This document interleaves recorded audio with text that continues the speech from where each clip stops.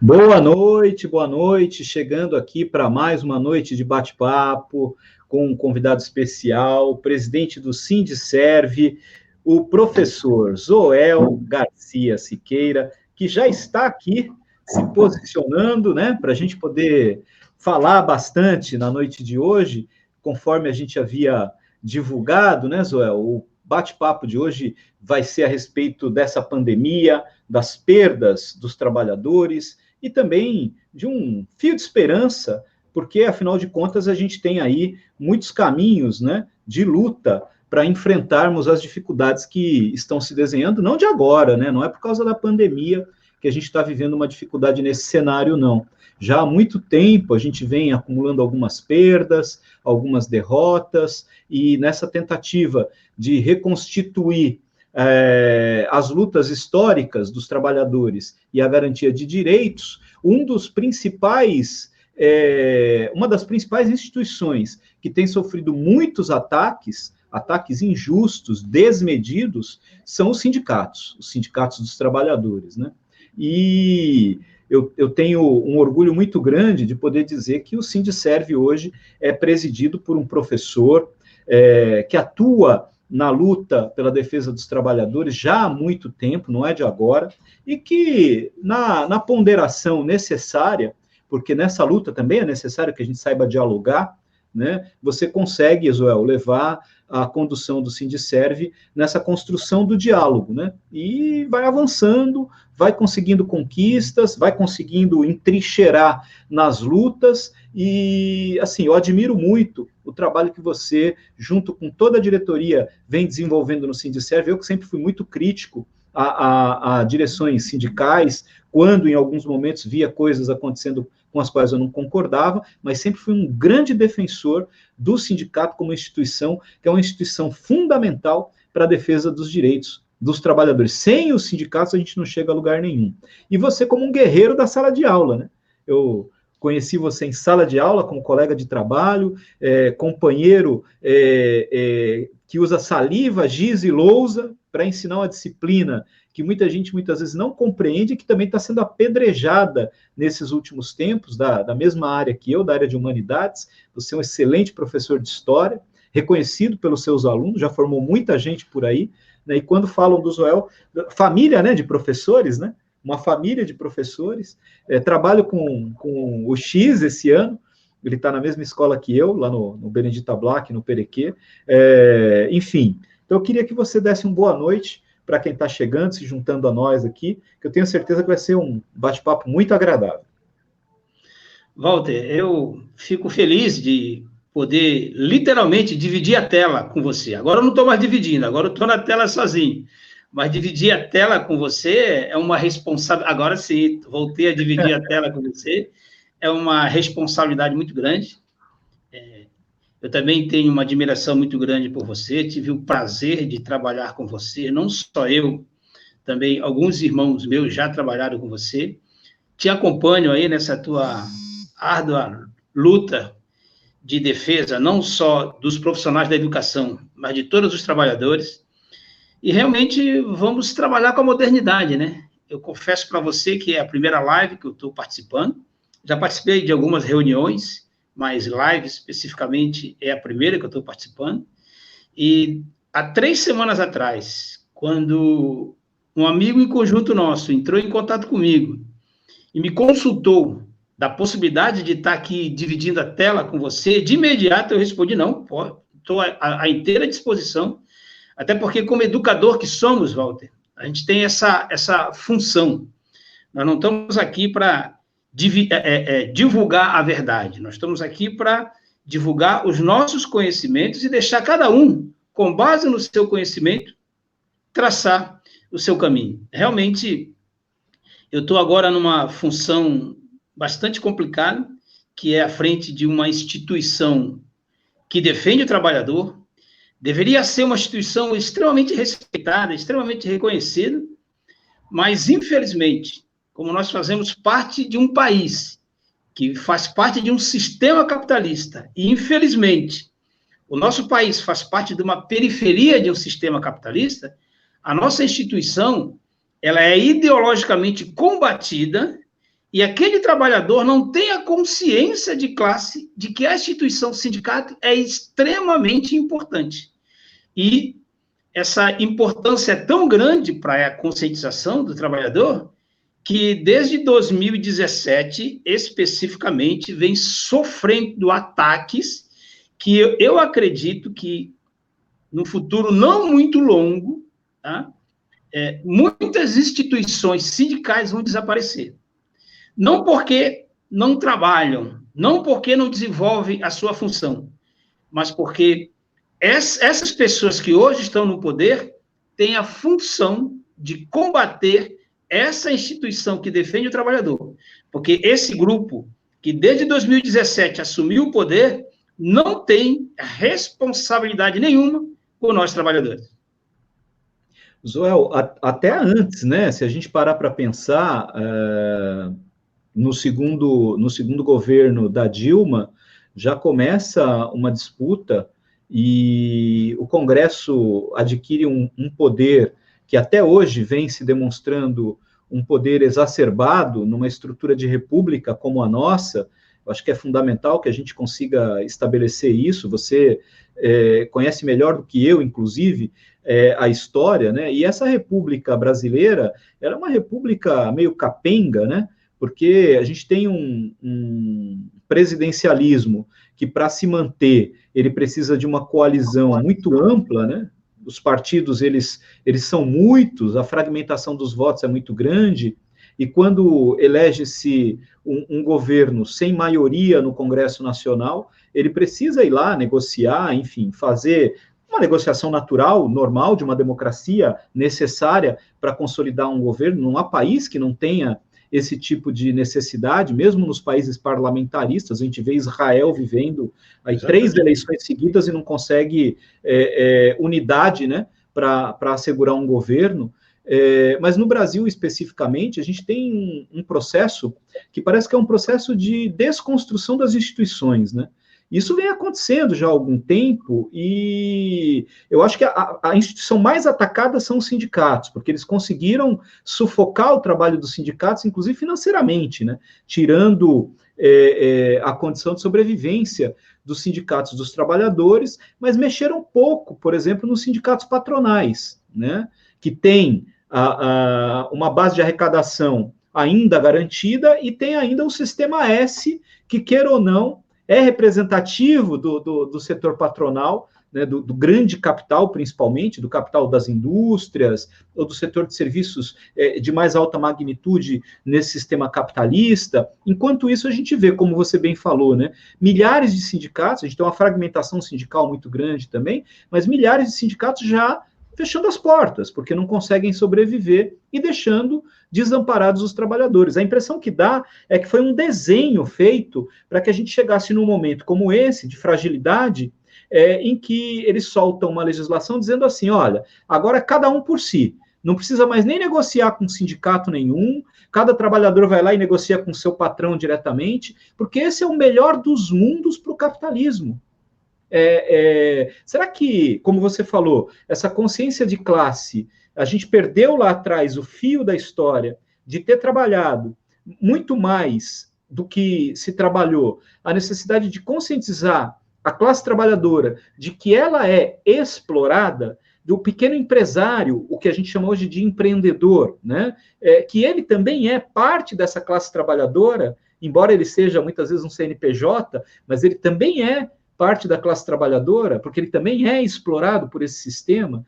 E como é que você está fazendo hoje, à frente do Sindicerv, para manter as portas abertas, para manter o sindicato funcionando? Olha, Walter, a minha sorte, a minha vantagem é que realmente a instituição Sindicerv já foi bem estruturada, né? Realmente, nós, quando perdemos o imposto sindical, a atual diretoria não fez absolutamente nada para combater isso. Até porque nós entendemos que realmente o sindicalizado tem que ser aquele cidadão consciente, aquele trabalhador consciente da importância da instituição sindicato. Nada tem que ser obrigatório. E o imposto sindical, como o nome diz, imposto já não é uma questão é uma questão obrigatória. Então, a atual diretoria, não entrou na justiça, não se rebelou contra o fim do imposto sindical, mesmo entendendo que o fim do imposto sindical, na realidade, o principal objetivo era realmente enfraquecer todas as instituições desse sindicato, como você muito bem colocou, de sindicatos dos trabalhadores. O sindicato patronal continuou a caminhar ainda com o seu laço financeiro ainda mantido. Agora, os sindicatos trabalhadores não, sofreram muito. Mas o Sindserv, especificamente, como ele tem trabalho já bastante fortalecido dentro da categoria, nós estamos conseguindo caminhar, porque o Sindserv ele já oferece seguro, oferece plano de saúde, oferece um departamento jurídico bastante estruturado. Nós oferecemos ali atendimento odontológico, atendimento pediátrico, atendimento clínico geral, atendimento ginecológico, ou seja, quando eu absorvi, eu vou deixar essa coisa aqui bem clara, quando eu assumi a presidência do sindicato, já tinha essa estrutura. Então, não foi tão difícil você manter o sindicato, apesar de todas essas mudanças. Mas, sem sombra de dúvida, muitos outros sindicatos sofreram com isso. Para você ter uma ideia, Walter, e meus amigos e amigas que estão nos acompanhando aí, nós até hoje, lá do Sindserv, desde quando houve todas essas mudanças com a reforma trabalhista, nós não mandamos funcionário embora. Funcionário se aposentou e nós não contratamos, nós não mandamos funcionário embora. Agora, se você pegar a maioria dos sindicatos no Brasil, depois da reforma trabalhista, eles dispensaram, no mínimo, 1/3 dos seus funcionários. Mas, como a nossa instituição, o Sindserv especificamente, já é uma instituição fortalecida, só a manutenção do trabalho vai fazer com que a gente consiga ainda se manter em pé, e apesar de toda essa política contrária aos sindicatos do trabalhador, nós acreditamos que, com a ajuda dos nossos sócios, nós vamos continuar a nossa batalha, o nosso caminho. Isso é tão claro, Walter, que eu vou aproveitar aqui e dizer que, apesar do governo federal, do presidente ainda não sancionar, mas o Congresso já aprovou uma ajuda aos municípios, ao Distrito Federal e aos estados, e, em contrapartida, o governo federal vai disponibilizar um valor, mas tanto o município quanto o estado não vão poder mais dar aumento para muitas das categorias até dezembro do ano que vem. Todas as categorias do município do Guarujá, ou seja, todos os funcionários da Prefeitura do Guarujá, esse ano já receberam o seu reajuste salarial de 4,31%, e no mês de junho teremos mais 1%. Ou seja, apesar de toda essa pandemia, de toda essa dificuldade financeira, de toda essa determinação do governo federal de dificultar o reajuste para os servidores, especificamente o Sindserv já conquistou para todos os seus funcionários aqui do município do Guarujá um reajuste já no ano de 2020. Que, na verdade, não é um aumento de salário, né, Zoel? É a reposição da inflação. Isso, por isso que eu falei aqui o reajuste, uma reposição, exatamente isso. É importante falar isso, que muita gente, às vezes, acha, né, que é um benefício que está sendo concedido num momento de dificuldade grande para os gestores públicos, e a gente tem que também fazer essa menção, não deve ser fácil, nesse momento, para quem está tomando conta do caixa das prefeituras, dos estados, darem conta de todos os gastos correntes com a quebra da arrecadação, com uma queda, né? A quebra do orçamento vai ser muito grande esse ano, porque, com certeza, a gente vai ter uma redução na arrecadação dos municípios e dos estados. Isso vem como uma bola de neve também por conta do fundo de participação dos municípios. A União vai arrecadar menos, consequentemente, todos os entes federativos arrecadam menos, mas o que você coloca aqui, que é realmente de se parabenizar, é que a gente tem uma reposição de inflação e um acordo, né? Esse 1% que você falou que é de julho, é uma reposição também de perdas acumuladas do passado, né?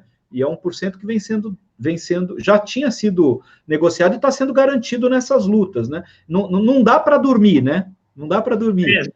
Exatamente isso, Walter. Esse 1%, na realidade, é substituir a perda do GDI que nós tivemos há 3 anos atrás, né? O GDI, todos os servidores recebiam 6% de GDI. O Ministério Público, por uma ação desenvolvida por um vereador da época, o Ministério Público entendeu que esse GDI era inconstitucional. Então, foi excluído da folha de pagamento do servidor. E nessa administração, para tentar substituir esses 6%, o que os sindicatos discutiram?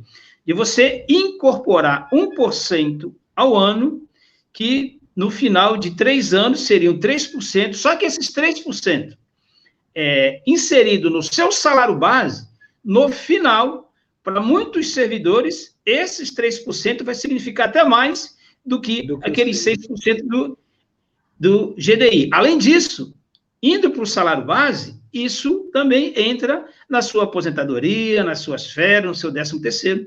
Você, como um atuante fiscal da Guarujá Previdência, você sabe disso. Não, sem dúvida nenhuma. Foi uma negociação muito bem conduzida. É óbvio, né, que teve que haver essa pressão dos servidores e assim, a gente só consegue esse tipo de conquista, que é um direito, que fique claro isso, né, porque esse é um direito, porque o GDI lá atrás tinha sido criado com a clara intenção de não conceder o reajuste adequado naquele momento lá de trás, alguns anos atrás. A escolha foi, não vamos dar um reajuste linear, vamos criar lá uma gratificação, que são esses penduricalhos que muitos gestores acabam conseguindo colocar no salário dos servidores e que vão criando também essas diferenças, né, de salários que existem, né. Muita gente também, Zé, confunde a questão que se fala muito hoje dessas bases salariais muito elevadas no serviço público, né? Na base do sindicato, do Sindiserve, a grande massa de trabalhadores, são aproximadamente 6 mil servidores na Prefeitura Municipal. Na base de servidores do município, a grande maioria está em torno de qual base salarial? Para quem está assistindo a gente compreender isso, né? Porque muita gente acha que servidor da prefeitura ganha muito bem, né? É claro que tem os que ganham muito bem, né? Mas também a grande maioria está numa base salarial muito baixa, né? Walter, mais uma vez, o servidor que ganha um salário em média do brasileiro, um salário razoável, é porque é resultado de um plano de cargos, carreiras e salário, que também foi a instituição sindicato que lutou para a existência desse plano de cargos, carreiras e salário. Como eu costumo dizer, né, se hoje nós temos alguns benefícios, não foi, desculpe aí a expressão, mas não foi depois de uma bela noite de amor que o prefeito acordou contente e falou, não, agora eu vou estabelecer que o servidor, quando está de férias, vai ter 50% e não 1/3. E também o servidor que completa 5 anos vai ter direito a 5%, que é o quinquênio. E também aquele servidor que completar 7 anos e não tiver advertência, não tiver falta, não tiver suspensão, tem o direito à promoção horizontal, que isso equivale a 10%. Isso tudo vai fazer com que aquele servidor com 25, 30 anos de casa tenha um salário razoável. Mas aquele servidor, a grande maioria dos servidores do município do Guarujá, ganham, em média, 3 salários mínimos. Tá? Agora, o que a gente combate é que, quando o governo federal, principalmente, e esses neoliberais aí que estão nos administrando, não só o governo federal, mas o governo estadual também, quando eles voltam a sua atenção para combater o servidor público, eles colocam o servidor público na mesma panela. Servidor público municipal, servidor público estadual, servidor público federal. Eu tenho certeza que o motorista da Prefeitura do Guarujá não ganha a mesma coisa do que o motorista lá do Congresso Nacional. Lá do Judiciário, o motorista do Judiciário lá de Brasília tem um salário muito maior do que o motorista daqui, mas são públicos. E o governo, esses neoliberais, têm a a pachorra de colocar todos eles na mesma panela. E não é isso. Por exemplo, eu já fiz a visita a alguns municípios da região do Vale do Ribeira, Walter. Lá, a grande maioria dos servidores ganham salário mínimo. A grande maioria dos servidores do município do Vale do Ribeira ganham salário mínimo. Então, isso também é muito resultado, como eu comecei aqui a dizer, da ação dos sindicatos. Se o município do Guarujá tem um plano de cargos, carreira e salário bem vantajoso em relação a outros municípios, isso é resultado da conquista, da pressão dos funcionários através da substituição dos sindicatos. Joel, como é que está, nesse momento, a questão da pandemia para os servidores da saúde? A gente tem acompanhado, né, que em vários municípios tem havido problemas com a entrega de insumos, materiais, equipamentos de proteção individual. Aqui no município de Guarujá, a nossa rede é uma rede muito grande, nós temos muitos servidores. Eu lembro já no início desse período de pandemia, havia cerca de 50 servidores na medicina do trabalho, passando por um processo de afastamento, por conta de problemas diversos. Eles têm procurado o sindicato? Você tem ido até esses locais de trabalho? Tem conseguido falar a respeito dessa problemática com eles? Ou o Guarujá minimamente tem conseguido atender a essa questão de segurança do trabalho para os profissionais da saúde que estão lá na linha de frente, atuando no combate a essa doença? Walter, no primeiro dia que o prefeito decretou calamidade pública em relação a essa pandemia, eu, particularmente, fiz uma visita ao PAN de Vicente de Carvalho. Lá, no dia que eu fui fazer a visita, nesse momento, todos os servidores estavam trabalhando com EPIs, com gel, com luva, com avental. No primeiro dia, eu fui no PAN de Vicente de Carvalho. Por que eu fui no PAN de Vicente de Carvalho? Porque ali todos são servidores de carreira. O PAN da rodoviária não são servidores de carreira, são de empresas terceirizadas. E também, semana passada, eu fui no SAMU. E também a visita que eu fiz lá no SAMU, eu também percebi que os servidores estavam lá trabalhando com EPIs, dentro das condições de trabalho. E no sindicato, até esse momento, nós não temos recebido muitas reclamações de servidores da saúde que não estão trabalhando com as condições mínimas necessárias. Agora, o que nós estamos acompanhando é que realmente, e claro, eu me colocando na posição deles, eu também ficaria com essa preocupação.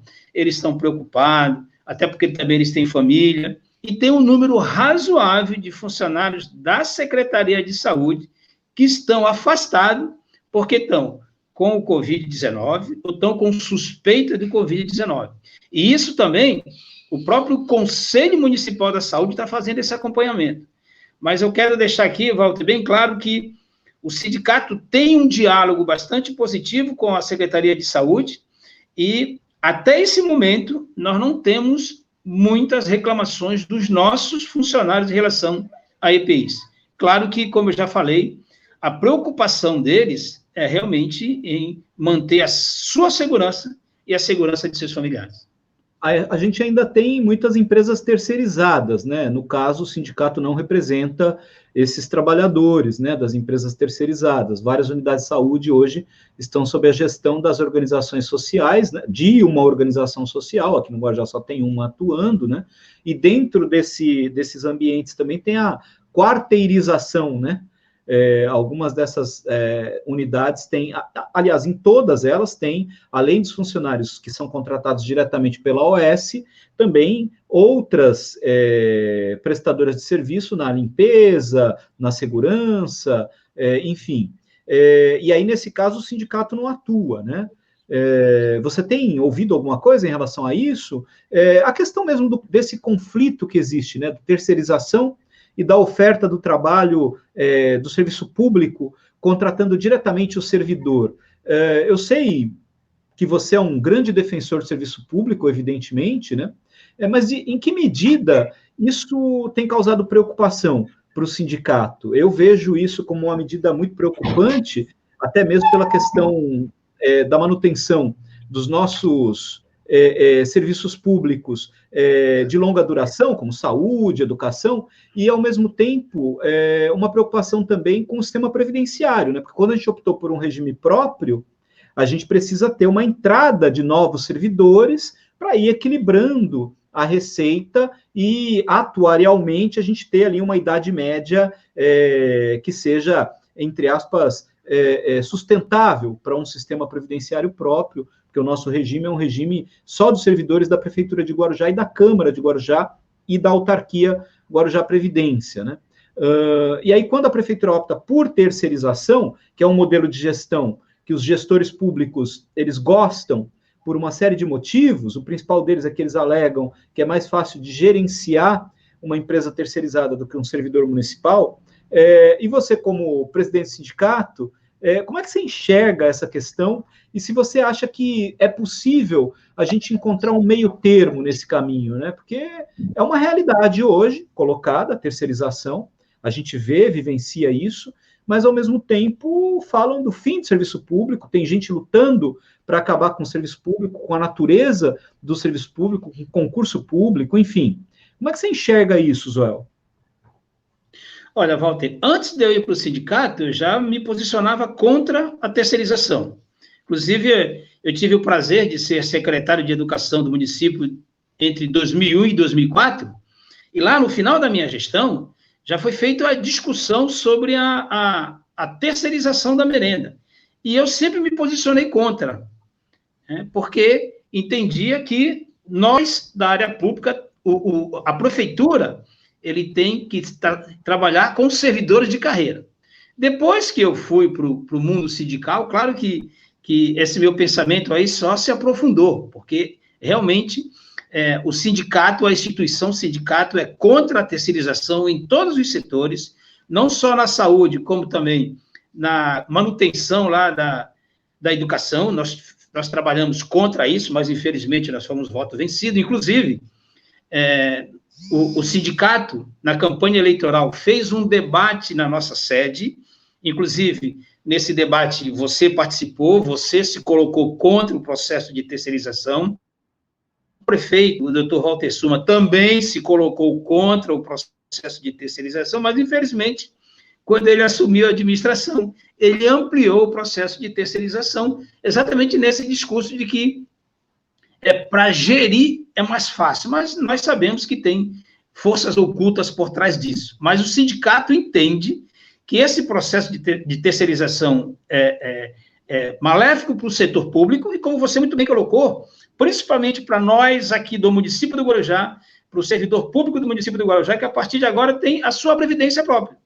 E a sua previdência precisa de ser oxigenada. Nós precisamos ter funcionário de carreira, funcionários novos, que ainda vão ficar aí 30, 35 anos com essa nova reforma da Previdência, 45 anos trabalhando, para oxigenar essa Previdência. E, infelizmente, com o processo de terceirização, isso vai gerar problema futuro. Mas o sindicato se coloca contra e, paralelo a isso, Walter, nós estamos acompanhando que a atual administração está chamando alguns funcionários de concursos antigos que ainda estão em vigência. Por exemplo, nós acreditamos que, se não essa semana, na semana que vem, nós teremos aí mais 31 GCMs, já chamou aí, se eu não me engano, acho que foi 50 ou 60 GCMs, e também, frequentemente, a administração contrata assistente social, psicólogo, engenheiro, mas o processo de terceirização está muito mais forte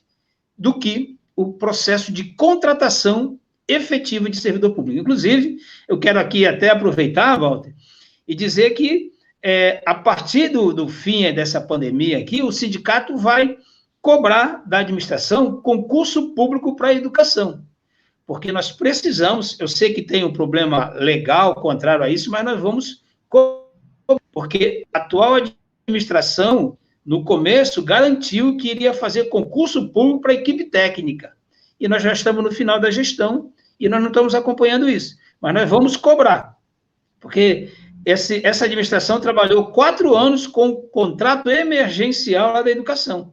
os outros municípios aqui da região tiveram concursos públicos, e o nosso não. Então, depois que passar todo esse processo aqui, nós vamos também não só cobrar concurso público para as outras áreas, mas também para a área da educação. Sem dúvida, né, Joel? Além disso, né, além de tudo que você falou, especificamente na educação, nós temos aí uma quantidade grande de professores que estão se aposentando, né? As aposentadorias começaram a entrar, começaram a ser concedidas, já temos dezenas de profissionais aposentados, dezenas de professores, inclusive. Esses cargos, eles vão ficando sem ocupação, e aí todo ano é a mesma coisa, tem que fazer um processo seletivo e chamar professor substituto. E esses professores substitutos, eles entram também sem os mesmos direitos dos demais trabalhadores, né? Eles têm um contrato precário, é um contrato temporário, e vai se criando ali um subemprego, né? Para esse servidor, para esse profissional, com menos direitos, enfim. Tem algumas questões também, né, importantes, a questão das ADIs, que é uma questão que precisa ser resolvida, né? Das auxiliares de desenvolvimento infantil, que foi um grande, entre aspas, né, um grande golpe, né, na época, para tentar fugir de obrigações patronais, fugir de um custo maior, porque são profissionais de quem se exigiu o diploma de ensino superior, de quem se exigiu ser professor, né? Esse concurso foi aberto assim, para fazer o concurso tinha que ser professor, ter o diploma de professor, de nível superior.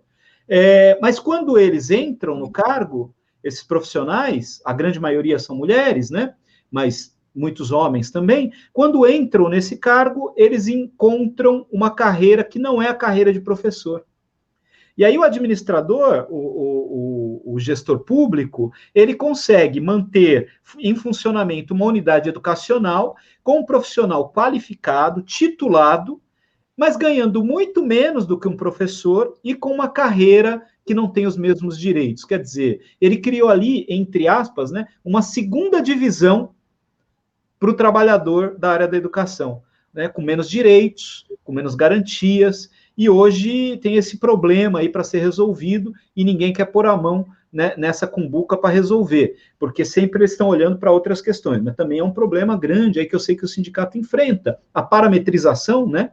Eu vejo que a luta do sindicato também é para conseguir resolver, né? Ao longo da história do serviço público em Guarujá, muitas carreiras foram sendo remanejadas em horários, e alguns arranjos que eram feitos, e hoje a gente tem, entre aspas, ali, um monte de problemas para serem resolvidos, para serem solucionados, e também é uma dificuldade muito grande. Eu sei do empenho que é para o sindicato nessa luta, tentar resolver isso, e a dificuldade também que se encontra para solucionar esse problema, né? Acho que para a sociedade, a importância do sindicato é muito grande, porque a gente não vê, eu estou dando aqui um depoimento de todos esses anos que eu estou na prefeitura e acompanhando a luta dos dois sindicatos, o Ciproem e o Sindiserve, para tentar resolver problemas que se acumulam historicamente e a dificuldade que tem de conseguir resolvê-los, né? Porque eles vão sempre empurrando com a barriga, aí você consegue resolver um, mas ficam 20 para resolver. E eu sei que é muito difícil, mas eu sou testemunha, né, da luta de vocês para tentarem soluções, né? Nem sempre é fácil, né? E também as pedradas que recebem, né? E são todos os dias pedradas no telhado, né?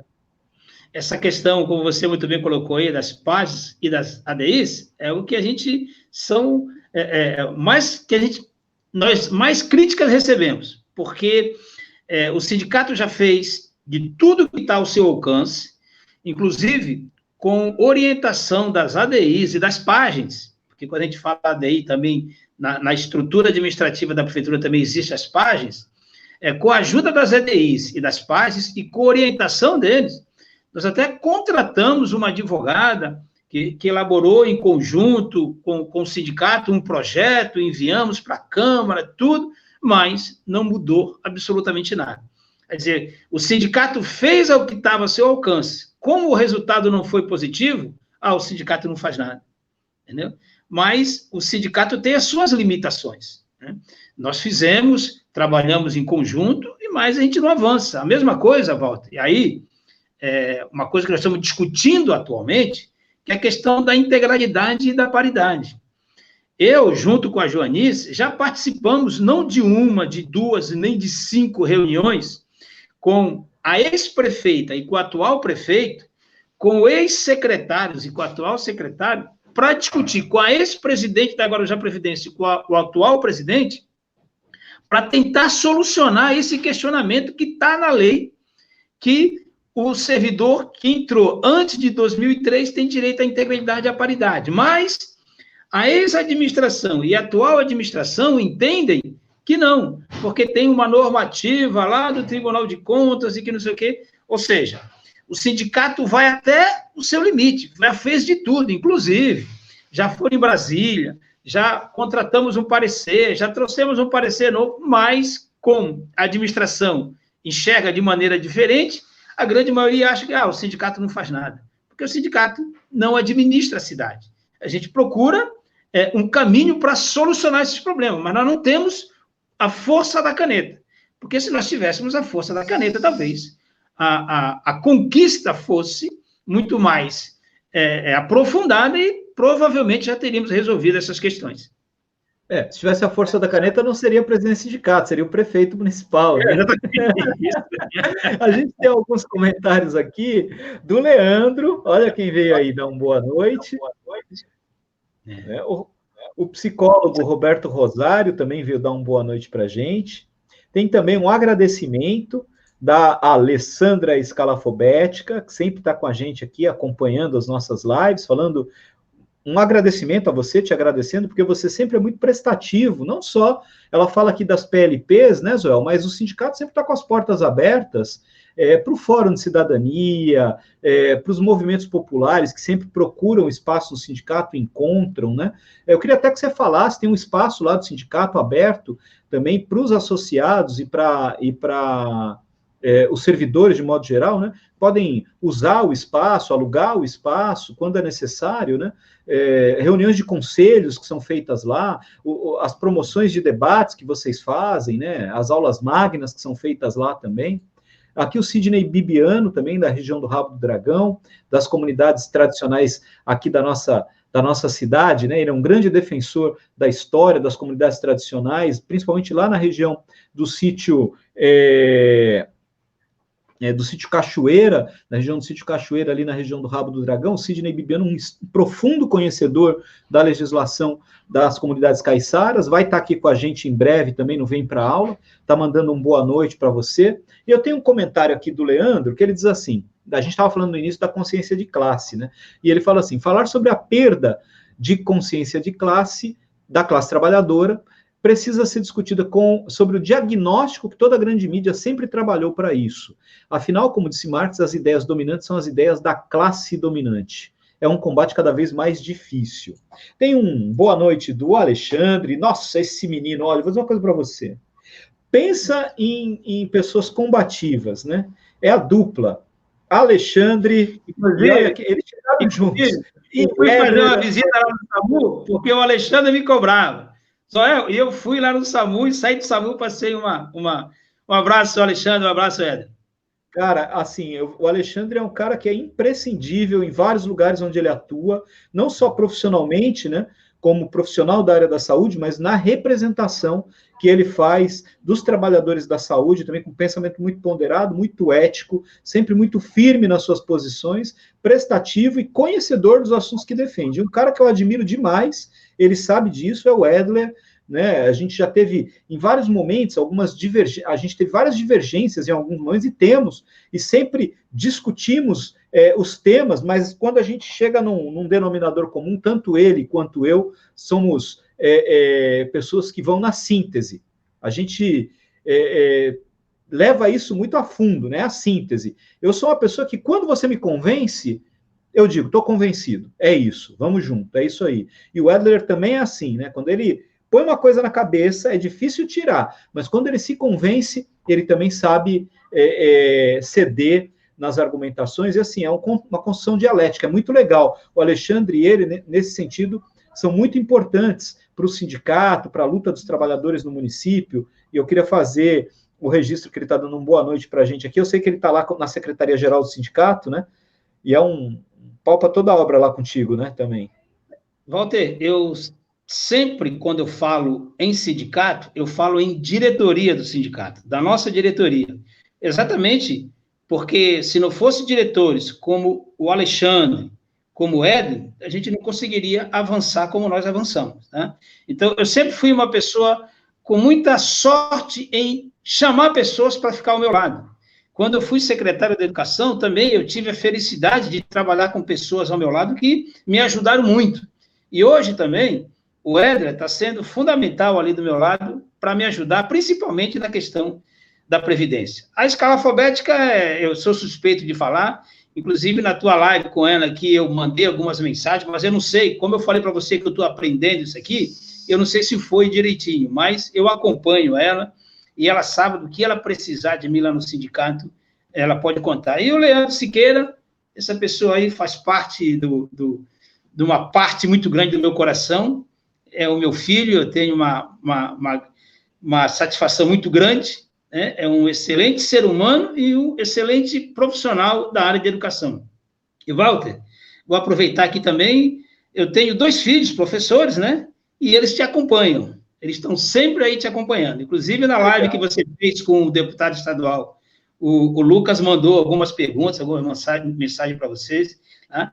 Então, é uma satisfação muito grande de ver o meu filho participando e trazendo essas discussões de maneira bastante aprofundada. É muito legal mesmo, sim. E é interessante, né? A família Siqueira é uma família de educadores, né? E seu pai é médico, né?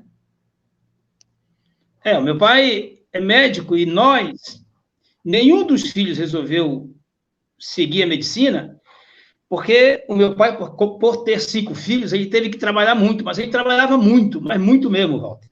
Então, chegou a uma fase da vida dele que ele só dormia uma noite em casa, o restante era só plantão. Eu acredito que isso fez com que a gente tivesse medo da medicina, e ninguém, não que o professor também não trabalhe, mas o médico, pelo menos o médico, o doutor Zenon, que eu conheço, na década de 80 até 1995, ele dormia em casa praticamente uma vez por semana. Até para sustentar 5 filhos não é fácil. Não é fácil mesmo, né? E vocês têm um orgulho muito grande também das origens, né, Joel? A sua família, os seus pais vieram do Pará, né, para cá, e eu tive a oportunidade recentemente de conhecer o Pará, um estado muito grande, né? E assim, é um orgulho muito grande do paraense, né? Para onde vai de levar as suas raízes, né?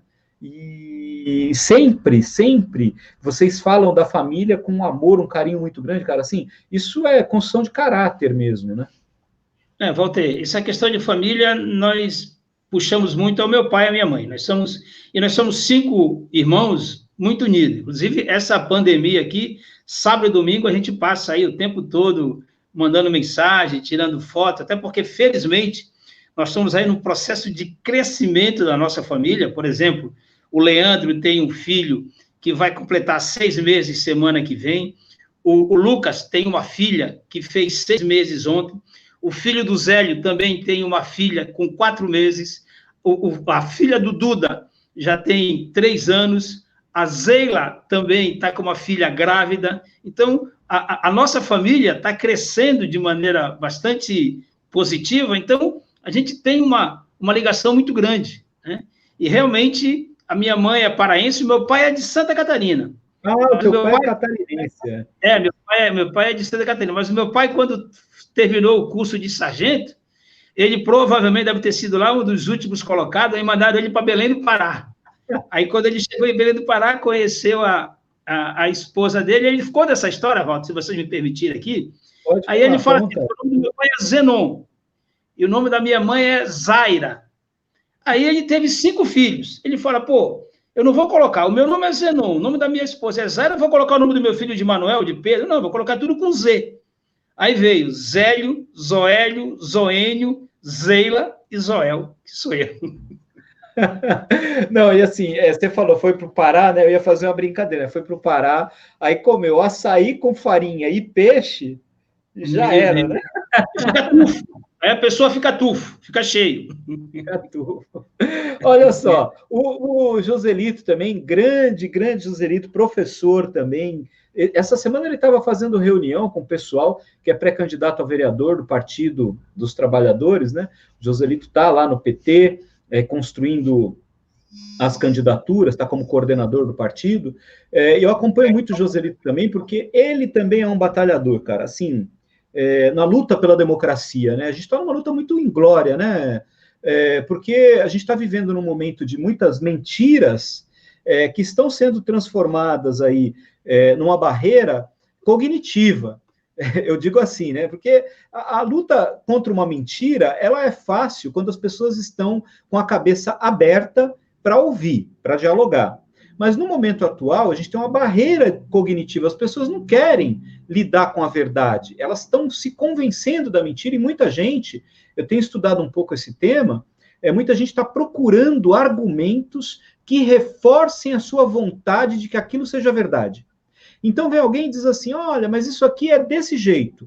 Aí o cara mostra que não é. Você vê lá, ó, isso é mentira. Não. Aí aparece um outro argumento qualquer que reforça aquilo, e ele gostaria de acreditar que aquilo é verdade, o que ele faz? Ele esquece a verdade e ele se apega numa outra mentira. É a história agora que a gente está vivendo, né, dessa pandemia e da luta contra ela, né? A gente parece que está vivendo uma luta contra a gente mesmo, é um contra o outro, quando o nosso inimigo é a doença, né? É o vírus. É uma luta contra a ciência, Walter. Entendeu? E lidar com isso é muito difícil, né? É exatamente isso. É você desvalorizar a ciência. Que povo é esse que desvaloriza a ciência? Que acha que as questões do senso comum são superiores à ciência? É inacreditável. É inacreditável você ter um presidente. Você me deu aqui algumas orientações no início, mas eu não consigo. Você me desculpe, mas eu não consigo. Tem um presidente que vai e diz que não, você usa esse remédio. Não tem nada comprovado, mas você usa esse remédio. Quer dizer, o que você espera desse país? Um país que está desvalorizando, que está desacreditando a ciência. E realmente, eu pensei que isso só fazia parte dos meus livros de história. Mas, infelizmente, eu estou vendo no meu cotidiano aquelas ações que eu trabalhava muito com meus alunos, mas só do passado. Agora nós estamos vendo essas coisas no presente e realmente está me deixando extremamente indignado. Zoel, quando a gente fala de ciência, por exemplo, na ciência que você atua, que é a história, ontem a gente viveu o 13 de maio, que é um dia importante na história do Brasil, né? A gente está fazendo um revisionismo histórico que eu acredito que seja até relevante que seja feito mesmo, né? Nessa semana eu recebi aqui o Wendel, que é um historiador aqui de Guarujá, jovem, um menino, jovem historiador, mas assim, de um conhecimento muito profundo sobre a história da nossa cidade. E a gente está fazendo ali uma revisão da história de Guarujá. Você não está me escutando? Melhorou agora? Não. Opa! Deixa eu ver aqui o que houve. Está me ouvindo? Não. Vamos... Não sei o que. Deixa eu ver se eu tirando aqui e colocando de novo. Peraí. E agora? Você está me ouvindo aí, não? Eu não apertei nada aqui. Entendeu? Mas só que eu não estou te escutando. Mas você não escuta nada do que eu falo? Não, né? Peraí um pouco. Vamos tentar fazer uma reconexão. Continuo aqui. Não te escutando. Desliga o... Vou pedir para você te mandar uma mensagem aqui, peraí.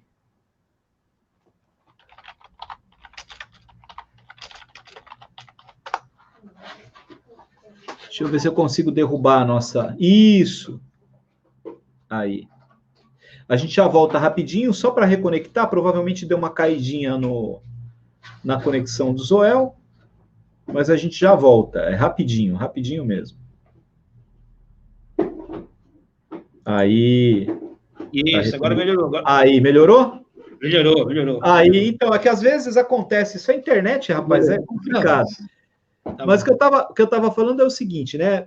Sendo mais objetivo, 13 de maio, abolição da escravatura, abolição da escravidão, enfim, a gente sabe que o contexto que nós aprendemos na escola, quando alunos, era o de que tinha sido um grande acontecimento. Porque a princesa Isabel assinou a Lei Áurea e acabou com a escravidão. Eu lembro, foi assim que eu aprendi na escola. Eu aprendi assim. E conversando com todo mundo da minha geração, as pessoas aprenderam assim também. Eu fui para a faculdade, né? Fui estudar e aprendi diferente. Falei, pô, peraí, a coisa não é bem assim, vamos estudar, vamos ler. E quando a gente estuda, a gente vê que a coisa é diferente. E qual é a nossa obrigação como professores? Chegar na escola e ensinar a verdade. E a gente hoje tem muita literatura e muito conhecimento já consolidado para ensinar a verdade para os nossos alunos. Mas os pais dos nossos alunos aprenderam outra coisa. E aí a gente vê ontem, olha que coisa louca, cara.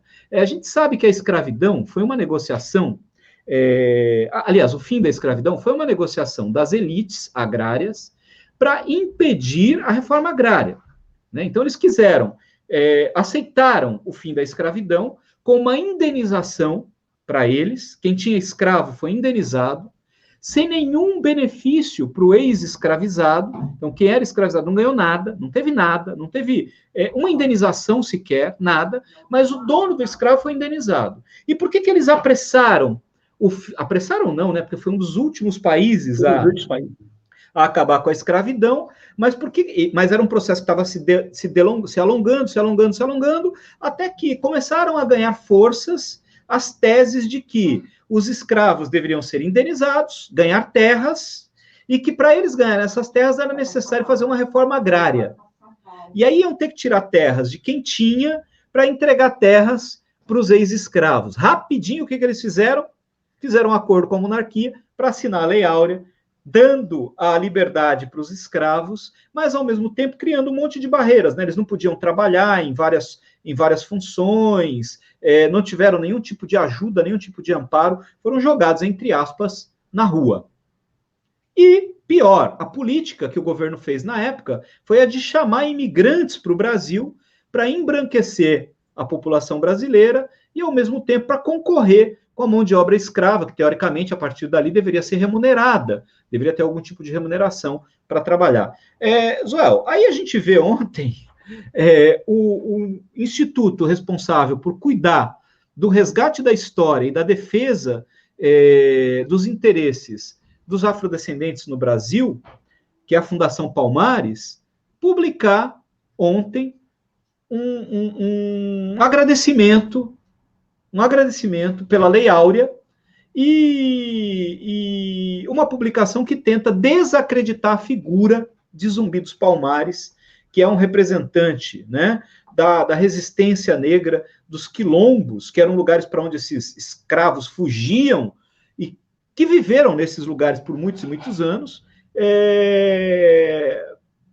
de maneira ilegal, porque se eles aparecessem nas vilas ou nas cidades, eles seriam aprisionados novamente e tornados escravos novamente.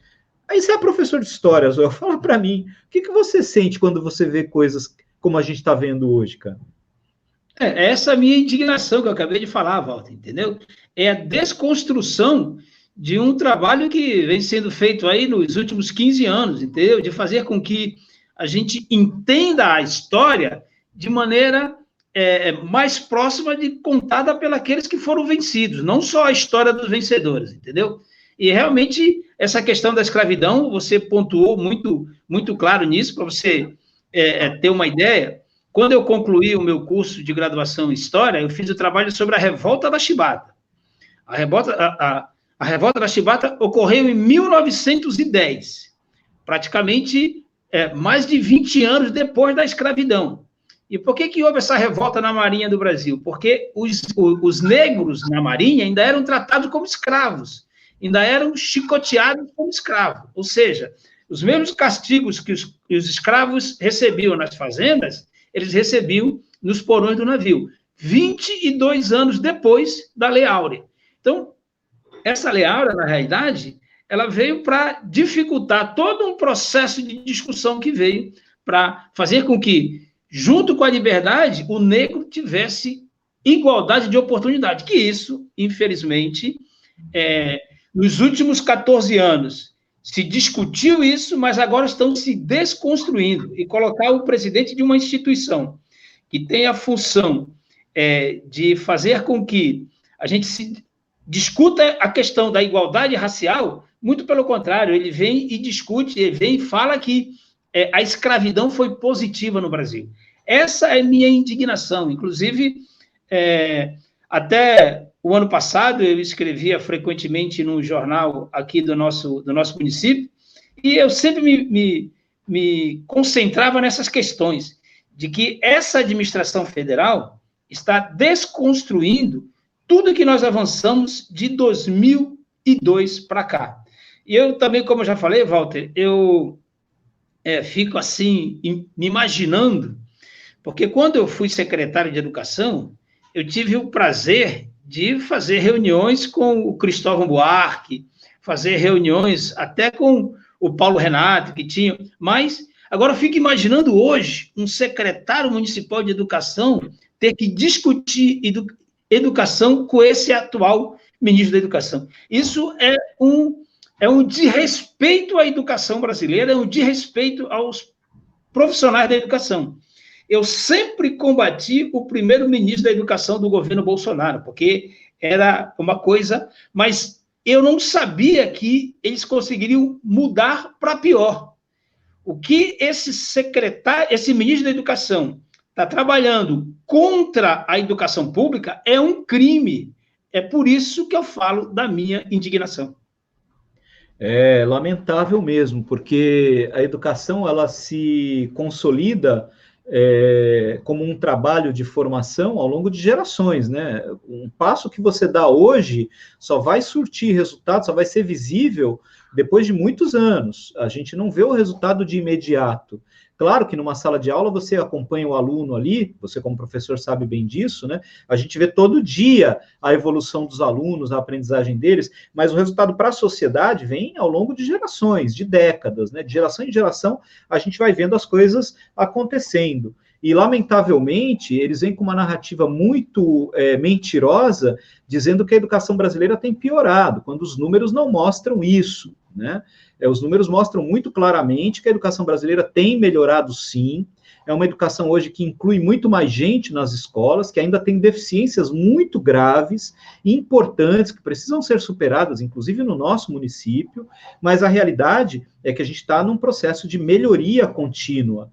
A nossa curva de crescimento, em qualquer indicador, ela é uma curva contínua de crescimento. Em alguns aspectos ela é muito lenta, mas sempre contínua de crescimento. A gente tem desafios muito grandes ainda, mas o principal desafio nesse momento, eu diria que é combater os que querem destruir a educação pública. E você falou muito bem, esse ministro, ele veio do mercado financeiro. Subiu de novo, eu acho que é a conexão, Zé. Tem que sair e entrar de novo. Sair e entrar de novo. Aí, só para contextualizar, né? Esse ministro ele desconstrói a educação de uma maneira importante, né? Por quê? Porque o que ele está fazendo enquanto ministro? Ele está tentando ideologizar a educação. Eles dizem assim. Voltou, Joel? Voltou. Muito bem. Eles dizem assim que a ideologia posta, que é uma ideologia ruim, quando, na verdade, o que nós temos é uma educação democrática, em que, em cada município do Brasil, cada município escolhe a maneira como vai constituir seu currículo, o que vai ensinar. Só agora é que o governo está conseguindo discutir uma base nacional curricular comum, né? Só agora, quer dizer, até agora, as escolas, elas ensinam aquilo que o grupo de professores de cada escola determina. Ah, não é bem assim. A Secretaria da Educação, então, de cada município, é que vai lá e determina. Ou então o governo do estado, nas escolas estaduais. Mas só hoje a gente tem aí uma construção de um currículo que vem de cima para baixo. Não tinha isso antes. Então, pensar que havia uma ideologia posta nas escolas, não havia. O que nós temos é uma necessidade de fazer frente a incluir muita gente que estava fora da escola, porque eram milhões de brasileiros que eram desassistidos pela educação, por isso que a gente ainda tem um número absurdo de analfabetos no nosso país, né? Se a gente olhar para a idade dos analfabetos, a gente vai entender como a educação era ruim no passado, e hoje a gente está pagando esse preço. E também incluindo pessoas com deficiência, pessoas com dificuldade de aprendizagem, que eram expulsos da escola, né? Eu lembro bem, né? Quem não conseguia aprender era mandado embora da escola, não tinha vaga. Você não conseguia encontrar vaga. Deficiente físico, eu não lembro de ter estudado com deficiente físico na minha escola. Poucos eram os deficientes físicos que estudavam, né? autistas, eram considerados, como é que eles falavam? Quando a pessoa tinha algum tipo de dificuldade de aprendizagem, né? Tinha um termo pejorativo, né? Nem gosto de repetir, porque é muito degradante, né? A forma como se tratava. Hoje não, hoje a escola inclui. Aí vem um ministro que tenta colocar uma outra ideologia, dizendo que a escola é uma escola que não funciona. Não é verdade. A educação não vai muito bem, mas ela está muito melhor do que antes. A gente precisa se preocupar com isso. Eu tenho uns comentários aqui do Edler, agradecendo, né, falando da luta classista necessária para alterar para melhor os rumos da trajetória das nossas vidas. Está falando para a família Siqueira, crescei-vos e multiplicai-vos, sempre, né?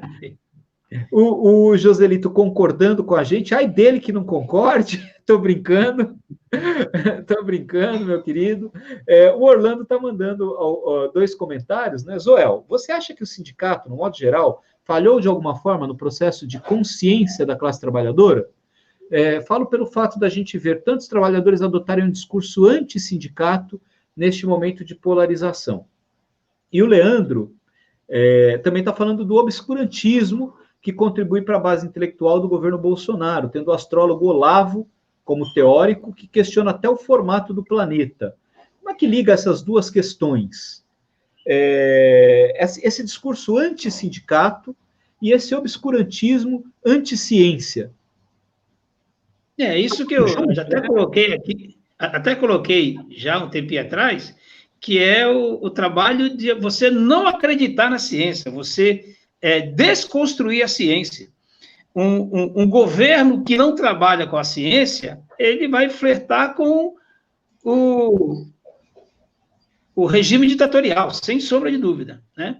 E essa questão de toda essa visão antissindical, claro que eu entendo que muitos sindicalistas trabalharam também para isso, Walter, eu quero aqui fazer toda uma crítica em relação a muitos sindicalistas, e uma coisa que eu questiono é essa perpetuação desses sindicalistas na sua instituição. Por isso que uma das primeiras coisas que a nova diretoria fez quando assumiu o Sindicerv foi modificar o seu estatuto e permitindo uma única reeleição. Acabou no Sindicerv esse negócio de você ficar aí 10, 15, 20 anos, né? Porque é uma única reeleição. Então, uma coisa que desqualifica muito o mundo sindical, na minha opinião, é essa perpetuação. Você pode ver que ainda existem sindicatos onde o grupo, onde o presidente está, e isso tem que ser, na minha opinião, discutido, sim. Essas coisas que trazem essa visão antissindical. Agora, que existe todo, como o Leandro muito bem colocou aqui, existe todo um trabalho ideológico da classe dominante contra essas instituições que defendem o trabalhador, é o que nós estamos percebendo hoje.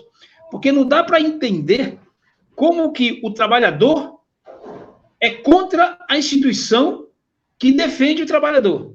Isso é todo um trabalho ideológico que veio desde o início lá do século XX, e eu costumava falar para os meus alunos, mais ou menos assim, você pode pegar aí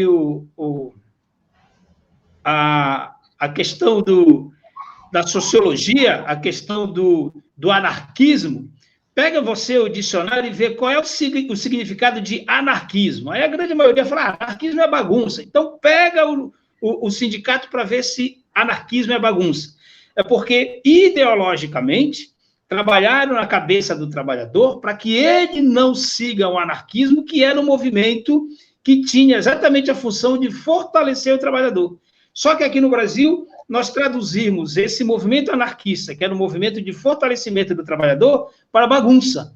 Então, essa ideologia que veio desde o início do século XX, que obstruiu a entrada aqui no nosso país das ciências sociais, faz com que a nossa sociedade, que o nosso trabalhador tenha toda essa visão antissindical. Porque, como eu já coloquei aqui, em 2017 para cá, com a proposta de reforma trabalhista, mais do que a reforma trabalhista, o que a proposta quis e conseguiu foi enfraquecer mais ainda essa instituição, e está aí. As pessoas não entendendo a importância do sindicato e toda essa visão antissindical. Quando eu assumi a presidência do Sindicerv, Walter, no meu discurso, eu falei que eu iria fazer de tudo para mudar a imagem do sindicato, para mudar a imagem do sindicalista. Por isso que eu fico feliz quando a Escala Alfabética mandou uma mensagem aqui dizendo e agradecendo o espaço que nós sempre estamos cedendo lá do sindicato para todo o movimento social. Porque o sindicato, ele precisa estar do lado do trabalhador. O sindicato precisa discutir as questões sociais. E nós usamos, quando eu falo nós, eu, você, recentemente, usamos várias vezes o espaço do sindicato para discutir todo esse desmando do governo federal. Agora, infelizmente, essa visão antissindical, como eu tentei explicar aqui em pouco tempo, é todo um trabalho ideológico que a classe dominante, através dos seus meios de comunicação, faz com que o trabalhador não tenha consciência de classe. E, com isso, ele não entenda que o sindicato é a sua instituição.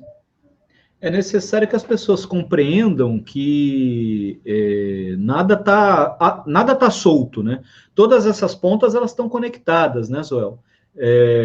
Quando a gente pensa na política, e tem uma desconstrução da política também, e eu acho que é importante falar isso, né? Como você fez entre aspas, um meia-culpa institucional, muitos sindicatos não prestaram-se a fazer o trabalho adequado de defesa dos direitos dos trabalhadores, se preocuparam muito mais com a institucionalidade, com a questão política, de política sindical, e não em ir às bases, e ouvir as bases, defender as bases. Alguns sindicatos se perderam mesmo, né? E essa perpetuação de poder, essa disputa de poder, muitas vezes, que acaba minando a luta na defesa dos direitos, a gente vê isso na política também, né? A redução da política, querendo apequenar essa discussão, querendo apequenar os partidos, querendo dizer que a política não é útil, querendo dizer que nenhum político presta, tudo isso contribui para esse estado de coisas que a gente tem, né? Um caldo de cultura que vai se formando, a educação que não presta, a política que não presta, a igreja que não presta, o sindicato que não presta, quer dizer, nada presta, a justiça que não funciona, e aí quando a gente começa a somar tudo isso, o resultado é o que a gente está vendo agora.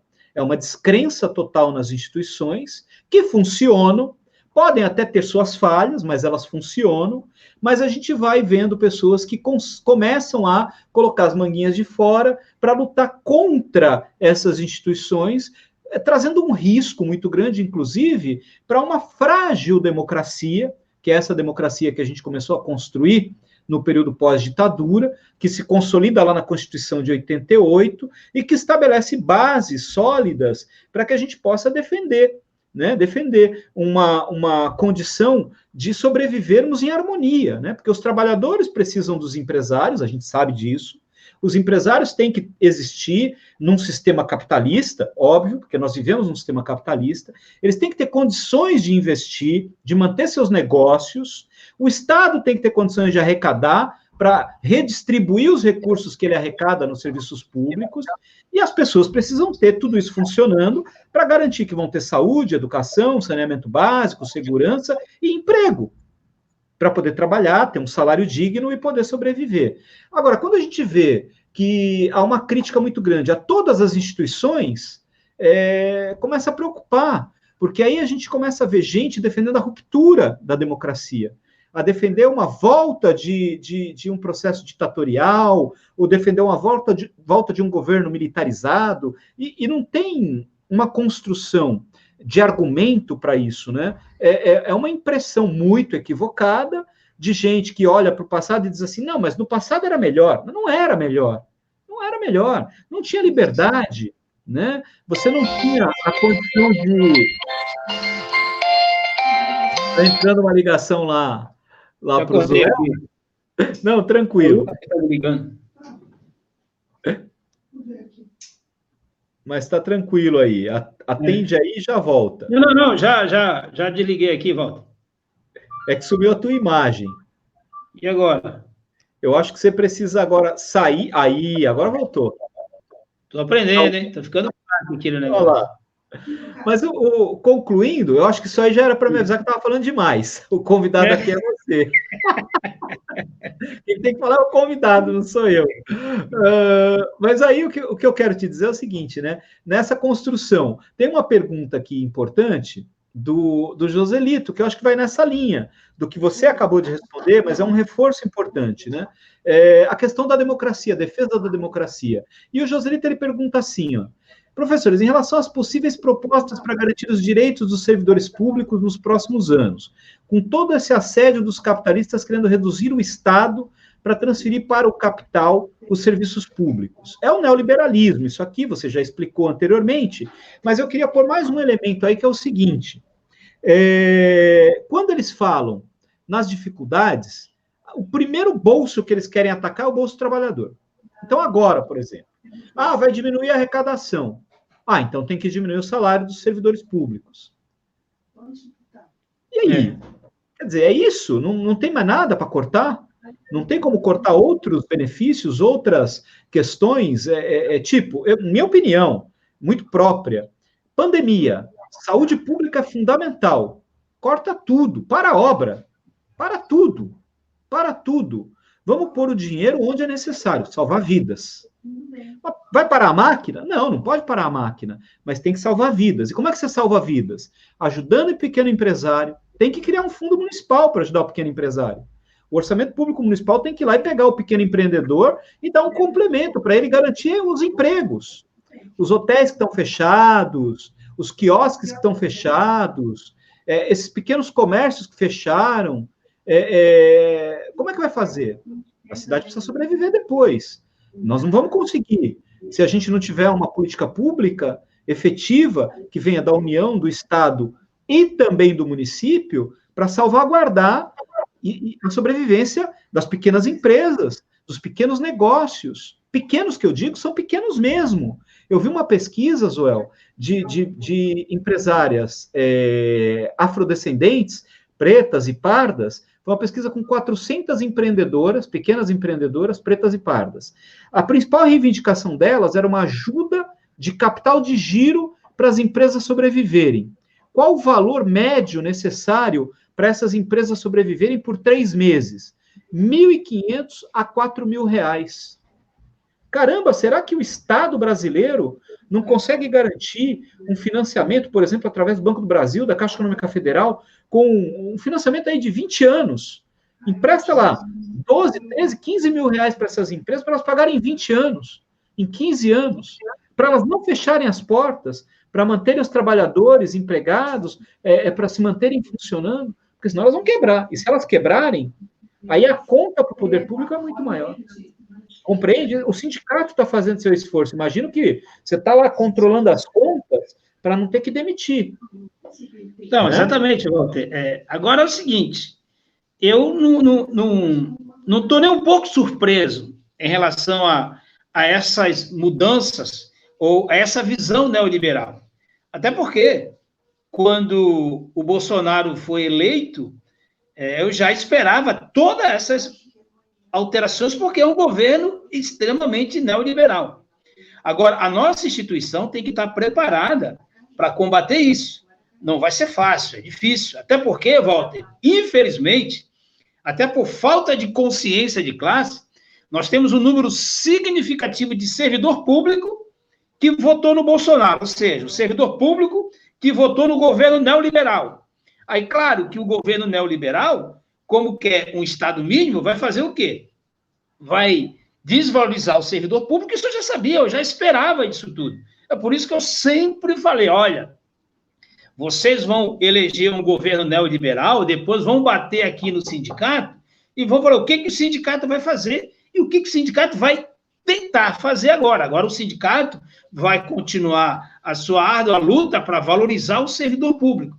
Só que, como eu já coloquei aqui no início, o presidente ainda não sancionou, mas eu acredito que ele vai, se não hoje, amanhã, vai sancionar uma lei de socorro aos municípios, mas sem o aumento para os servidores. O que você esperaria de um governo? Porque se fosse um governo não neoliberal, se fosse um governo na mesma visão ideológica em que essa direita se uniu para tirar de maneira antidemocrática do governo, lá em 2016, eu estou voltando ao afastamento da Dilma, que eu particularmente entendo que foi um golpe, foi uma ação extremamente inconstitucional, até porque, se você pegar o primeiro ato do Michel Temer, foi regulamentar aquilo que eles fizeram para afastar a Dilma, que é uma incoerência. Mas, de lá para cá, tudo isso que está acontecendo, eu já esperava. Agora, como eu fiz uma meia-culpa aqui no sindicato, eu percebi e eu vi muitas centrais sindicais e muitos presidentes de sindicato que bateram palmas, que bateram panela no processo de afastamento da Dilma e depois ficou reclamando. E eu falava, mas você está... O que você esperava desse governo? Agora, por questões individual sua, por seu interesse, você foi a favor de afastamento de um governo que valorizou a nossa instituição, que deu mais igualdade social, que isso nunca ocorreu na história, poderia ter avançado muito mais, mas sem sombra de dúvida que o trabalhador de 2002 até 2014 teve uma evolução muito grande, projetos sociais, aí você vai e afasta um governo, coloca um governo neoliberal, e agora vocês vêm bater na porta do sindicato e perguntar o que o sindicato vai fazer? O sindicato vai lutar como sempre lutou, mas nós já esperávamos que isso iria acontecer. Porque quando você elege um governo que defende a bandeira do neoliberalismo sendo servidor público, você acha que no final você vai ser valorizado? É claro que não, né? Isso é falta de consciência de classe. Até uma pergunta aqui, aliás, uma pergunta comentário, né? Uma pergunta retórica, né? Da Alê, ela diz da alienação, né? Ela pergunta, você como professor de história, né? A alienação é um dos fatores responsáveis pela falta de consciência de classe do trabalhador? Essa alienação, no sentido mais clássico, diz respeito também a um processo no nosso país de falta de vontade de se informar, né? Muita gente tem dificuldade de acessar a informação, mas no momento atual também é uma escolha, né? É o tipo de informação que se recebe, né? A criminalização da defesa dos direitos dos trabalhadores por trabalhadores, é um negócio impressionante. Realmente é um processo de alienação duro de ser combatido, né? Quando você fala dos servidores públicos, em sala dos professores, a gente conviveu durante o processo eleitoral com professores defendendo o atual presidente, na época candidato, com todas as barbaridades que ele falava, alguns defendendo as falas dele, dizendo assim, não, mas isso é relativo, porque, a bem da verdade, isso aí ele não vai fazer isso. O que é importante é tirar o PT do governo. O importante é tirar o PT e não deixar o Lula voltar, porque é um bando de ladrões. Aí, tudo bem, deu no que deu. A gente viu o neoliberalismo ser implantado aqui pelo governo do Fernando Henrique, que se dizia social-democrata, mas nitidamente era um governo que atendia aos interesses de uma política neoliberal. O governo do Lula foi um governo que também teve uma nuance de neoliberalismo, né, durante a sua trajetória, até porque tem que fazer concessões, infelizmente é o capitalismo, né, essas negociações. O governo da Dilma tentou bater de frente com isso e deu no que deu. Não governou, exatamente isso. Não governou, né? E aí a gente vê o Michel Temer assumindo e entregando tudo aquilo que havia sido conquistado com duras lutas, né, ao longo de décadas, ele entregou de bandeja com a reforma trabalhista, agora a consolidação da reforma da Previdência, baseada em mentiras, né, Zoel? A gente sabe disso. Não, porque a Previdência vai quebrar, né? E nós trabalhamos junto, né, Walter, contra isso, tanto contra a reforma trabalhista, quanto a reforma da Previdência, mas, infelizmente, talvez por isso que você colocou aí a falta de buscar conhecimento do Brasil, porque, infelizmente, na maior parte das famílias brasileiras, a educação não é prioridade, informação não é prioridade. Prioridades são, na maior parte do mundo ocidental, vamos aí dizer, por exemplo, lá na Dinamarca, na Suécia, na Irlanda, a prioridade da família lá é a educação. Aqui, se você for analisar as pesquisas, é o quarto ou quinto prioridade para o brasileiro. Por isso, essa dificuldade de buscar informações, de buscar, mais agora, com as redes sociais divulgando esses fake news, aí, para você buscar conhecimento verdadeiro, fica muito mais difícil. A gente tem um sistema muito opressor, né? Ele não permite que a gente consiga dialogar com clareza, até porque a gente está disputando hoje um espaço muito grande também com as igrejas, né? Principalmente as igrejas neopentecostais, né? E aí esse diálogo ele vai se dificultando porque a gente está falando de questões que são da natureza da política, palavra com letras maiúsculas, garrafais, como uma síntese necessária de uma ética da sociedade, né? Nós fazemos política quando acordamos com a nossa família, e a gente fala de política na sociedade como algo muito pejorativo, algo muito negativo, porque, infelizmente, a classe política tornou essa palavra uma palavra difícil de ser digerida pela sociedade, por culpa da própria sociedade, que é quem elege, né? A gente não pode esquecer como você colocou, que foi desconstruído isso, né? Né? E a gente precisa reconstruir isso, né? Ressignificar essa palavra, enfim. Por isso que as pessoas precisam se dar conta da necessidade desses diálogos que a gente tem feito aqui. A tentativa de fazer o Vem para Aula é isso mesmo, né? Trazer mais gente, conversar. Chegou aqui a Micheline, que veio assistir, falando que a visão da inclusão, da qual a gente falou aqui, está acertada na visão dela, também é professora. Minha prima, que mora lá no Morrinhos, a Neide Ferreira, está chegando aqui, ela faz umas coisas tão gostosas, velho. Ela faz tanta coisa gostosa, cara. Assim, a pandemia mantém a gente distante, né? Mas as redes sociais permitem que a gente veja. Esses dias ela fez um banquete tão grande na casa dela, ela falou assim, não, eu estava com vontade de cozinhar. E ela fez bolo, bolinho de chuva, brigadeiro, sonho, tudo junto, assim, e eu aqui babando com vontade, mais longe, né? Infelizmente. Mas, de vez em quando, tu se mete nessa seara também de fazer alguma coisa, né? Que eu acompanho. Ultimamente bem menos, né? Ultimamente bem menos. Esse negócio de fazer ensino à distância, eu até escrevi ensino distante, em alguns casos, né? Esse ensino remoto, cara, dá muito mais trabalho do que dar aula presencialmente. Eu estou percebendo, porque o meu filho, o Lucas, ele está trabalhando à distância, realmente ele tem reclamado bastante. O Leandro eu não acompanho muito, porque o Leandro fica em Bauru. Mas o Leandro, o Lucas, nessas últimas 3 semanas, ele ficou aqui, realmente ele está falando isso, ele está muito mais trabalhoso do que na sala de aula mesmo. Não vai muito longe, nós estamos aqui conversando, olhando os grupos de WhatsApp dos quais eu faço parte, só na escola da prefeitura que eu trabalho, esse ano eu estou só numa escola, né? Eu tenho lá 12 grupos de WhatsApp para poder dar resposta para os alunos. Aí eu tenho que entrar em 12 e-mails para acompanhar a devolutiva das lições dos alunos. Enfim, é insano, é impossível de fazer. Aliás, eu queria até te perguntar sobre isso, né? O sindicato recebeu algum tipo de questionamento, de pergunta sobre o ensino remoto de professores? Olha, Walter, nós recebemos sim uma consulta semana passada de um professor do 1º de maio, entendeu? Realmente ele dizendo que tem alguns professores que têm dificuldade em desenvolver esse trabalho e o que a prefeitura iria oferecer para esses professores. Nós entramos em contato com a Secretaria de Educação, pedimos uma posição dele, mas como eu fui para o sindicato somente hoje à tarde, nós ainda não recebemos uma resposta da Secretaria de Educação.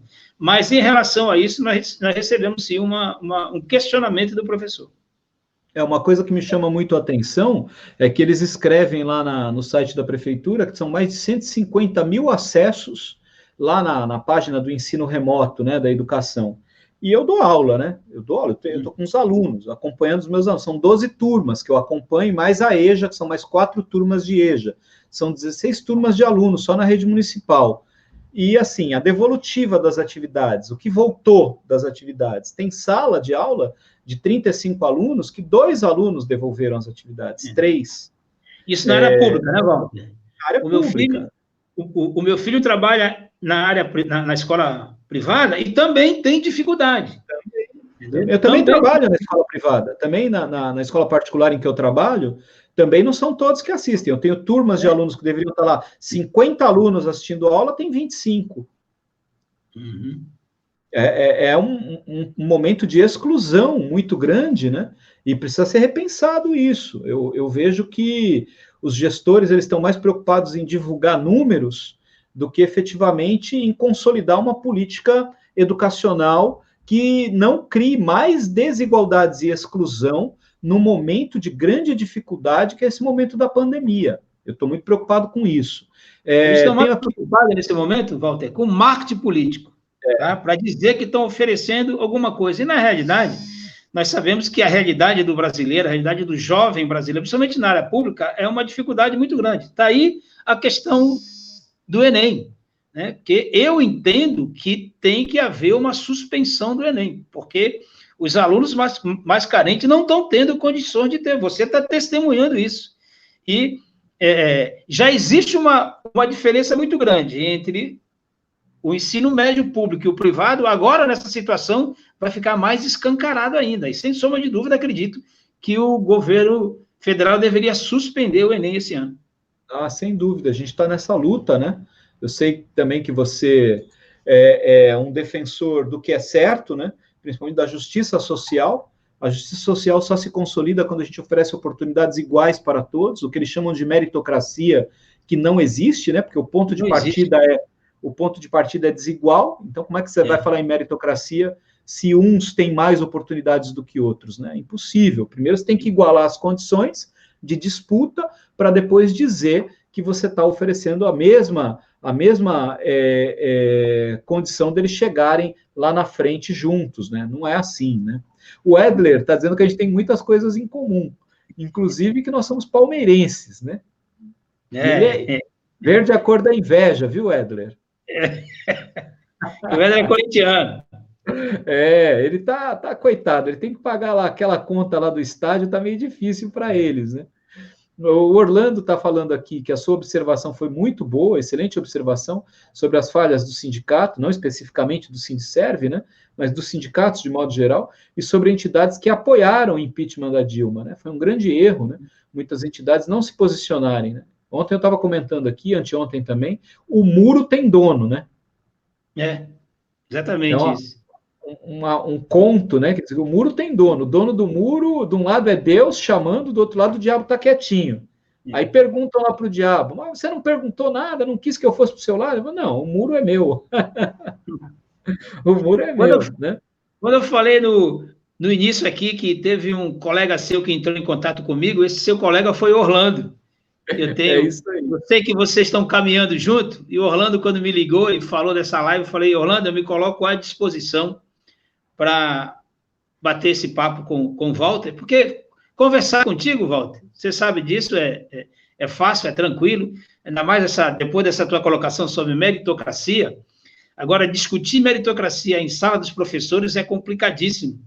E ainda, quem fala que os nossos professores são de esquerda, que a maioria da educação está na mão de professor de esquerda, é porque nunca foi numa sala de aula, que não consegue, nunca foi numa sala de professores, que não tomou um cafezinho na sala dos professores, porque, infelizmente, se tem uma categoria conservadora na nossa sociedade, é os professores. E olha, Walter, e quando você falou que desqualificaram a política, desqualificar o político, e também na nossa sociedade tem um hábito muito grande de desclassificar o professor, a nossa profissão, né?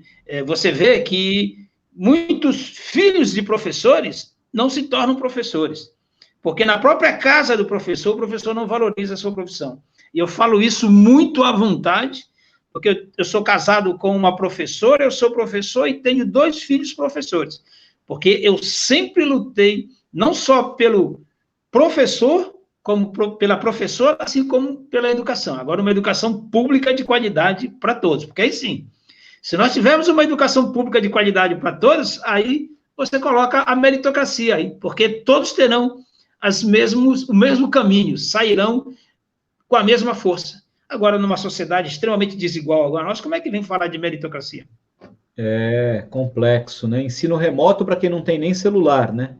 Não tem internet, não tem nem água em casa, muitas vezes, né? Como é que essa criança vai estudar? Enfim, é complexo demais, assim, é muito difícil, mas também não... 35 milhões de brasileiros, Walter, estão nessa situação. 35 milhões de brasileiros. Então... E são milhares aqui na nossa cidade. E fingem que não está acontecendo nada. E o que eu vejo é se reproduzir um modelo educacional que vai atender a poucos. E os que ficarem para trás, eles vão ser deixados para trás. Porque no final do ano, o que vai acontecer? Promove todo mundo, como se nada tivesse acontecido. Para muitas famílias, isso é suficiente, porque o aluno não vai ser retido. Enfim, o prejuízo para eles é não ser retido, não ser reprovado. É uma cultura de reprovação que é muito ruim, e a gente que tenta trabalhar para forçar que os gestores públicos olhem para quem tem mais dificuldade de aprendizagem, criem programas para que essas pessoas não fiquem para trás, a gente também é acusado, né, de estar defendendo, por exemplo, uma reprovação de aluno. Muito pelo contrário, né, o que a gente quer é que os alunos que não conseguem aprender tenham reforço escolar. Né, que eles consigam criar uma estrutura para que o tempo de permanência dos alunos na escola aumente. Condições dignas de trabalho não é só salário, né, é um número de alunos adequado em sala de aula, é você ter uma carreira decente para o professor, uma carreira decente para o gestor, é não ter cargo de direção que seja atrelado a vereador, como é no Guarujá. Sim, exatamente isso. Por isso que eu cobrei aqui o concurso público para a equipe técnica. Walter, eu acho que a minha bateria está arriando aqui. Vamos lá, vamos encerrar, né? Nós estamos com 1h30, tem só uns comentáriozinhos aqui para a gente registrar, né? A quantidade e qualidade, vocês acham que tem empatia em relação a isso?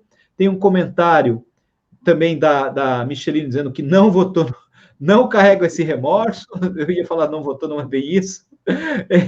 O Orlando eu já falei aqui, tem um boa noite também do Reginaldo. Reginaldo veio dar uma boa noite para a gente, depois ele vai fazer os comentários dele, tenho certeza. E o Zé deu risada. A gente falou do Corinthians aqui, ó, ele deu risada, mas assim, Edler, os corintianos, essa semana, deram orgulho para todo mundo, porque eles foram para a rua e impediram uma manifestação pedindo fim de isolamento. Meu, eu bati palmas para os corintianos. Né, e bato palmas para os corintianos.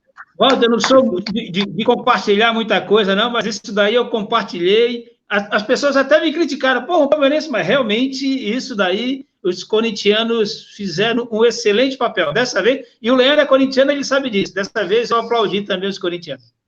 É isso aí. Joel, eu queria só terminar falando o seguinte, a gente tem números importantes, eu tenho terminado sempre falando os números, né? Pedindo para o pessoal permanecer em casa. Aqui são dados de hoje. O Paicará é o bairro com o maior número de casos confirmados do novo coronavírus. O coronavírus está espalhado em todos os bairros da cidade, mas o Paicará é o bairro que teve mais casos registrados.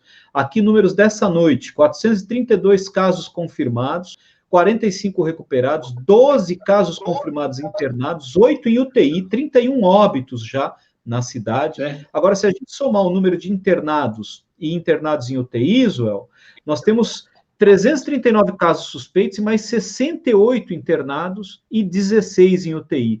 Se a gente somar 16 aqui, mais 8, são 24 pessoas em UTI, e 12 mais 68 são 80 pessoas internadas já na cidade, entre suspeitos e confirmados. Os números são assustadoramente elevados, Joel. Chama muito a atenção, nós temos que tomar muito cuidado, as medidas de isolamento não estão sendo suficientes, e muita gente falando assim, o isolamento não adiantou nada. Gente, o isolamento não foi suficiente. Se não tivesse isolamento, os números seriam muito piores. Seria bem pior. Seriam muito piores. Então, por favor, quem puder, permaneça em casa, pelo bem dos servidores da saúde, né? Pelo bem das famílias que estão aí nessa luta, os pais e mães que estão lá na linha de frente, dedicando a sua vida em prol da sociedade. Meu querido, muito obrigado por ter vindo. Vou te chamar outras vezes para a gente conversar sobre outros temas. Prazerzão. Te prometi 1 hora, mas já são 1h30. Quando a aula é boa, ela dura. Beleza. Walter, eu que agradeço o convite. Conte comigo. Tá? É que esse ano de 2020 os seus objetivos sejam alcançados. E quero aproveitar e mandar um abraço para o Orlando, para o Éder, para o Alexandre, para o Joselito, para a Escalafobética e dizer Escalafobética. O que você precisar do sindicato, o espaço do sindicato está à disposição de vocês. E para todos vocês que estão nos acompanhando, por favor, fique em casa, porque realmente esse Covid-19 é extremamente perigoso e está mostrando a grande desigualdade social que existe em nosso país. Um abraço, Walter, um abraço a todos e boa noite. Fica com Deus, obrigado, meu querido. Um bom ano para você também, de muitas lutas. Beleza.